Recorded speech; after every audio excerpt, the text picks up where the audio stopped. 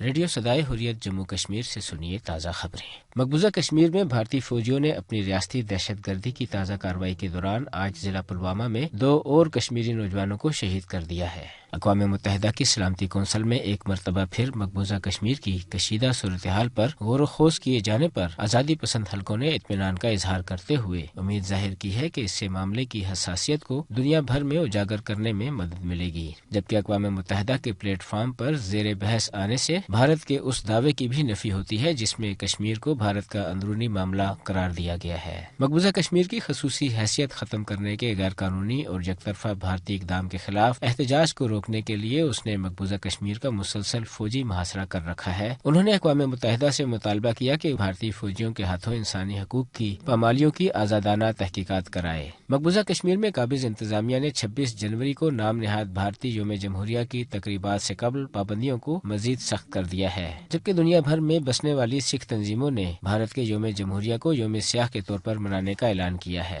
مقبوضہ کشمیر میں سانحہ گاؤں قتل سے متاثرہ خاندانوں کو 30 برس گزرنے کے باوجود انصاف نہیں مل سکا۔ قابض فوجیوں نے 21 جنوری 1990 کو سری نگر کے علاقے گاؤں قتل میں پرامن مظاہرین پر اندھا دھند فائرنگ کر کے 50 سے زائد بے گناہ کشمیریوں کو قتل، سینکڑوں کو زخمی، جبکہ گھروں میں گھس کر کئی خواتین کو بے حرمتی کا نشانہ بنایا تھا۔ اس کے ساتھ ہی خبریں ختم ہوئیں۔ بھارت اب جنونیت پسند ملک بن چکا ہے جس کا چہرہ اب پوری دنیا کے سامنے بے نقاب ہو چکا ہے۔ بھارت مقبوضہ کشمیر کے آئین میں خصوصی حیثیت کے خاتمے کے بعد مسلم مخالف بل کے ذریعے مسلمانوں پر مقبوضہ کشمیر اور بھارتی سرزمین تنگ کر دی ہے۔ دوائر کی مشہور اینکر پرسن عارفہ خانم شیروانی دہلی میں احتجاج کے دوران مسلم خواتین کے ساتھ بات چیت کر رہی تھی۔ اب کتنی شرم کی بات ہے کہ میں ایک ہندوستانی اور مودی صاحب بھی ہندوستانی، اب وہ مجھ سے پوچھ رہے کہ تم ہندوستانی ہو کہ نہیں، اور ہم تو جو جھیل رہے ہیں، آنے والی ہماری نسلیں تو اور زیادہ جھیلیں گے نا میم۔ جو بھی کچھ ہوا ہمارا یہی ہوا ہے، جو بھی ہمارے پرکھے تھے یہی تھے میم۔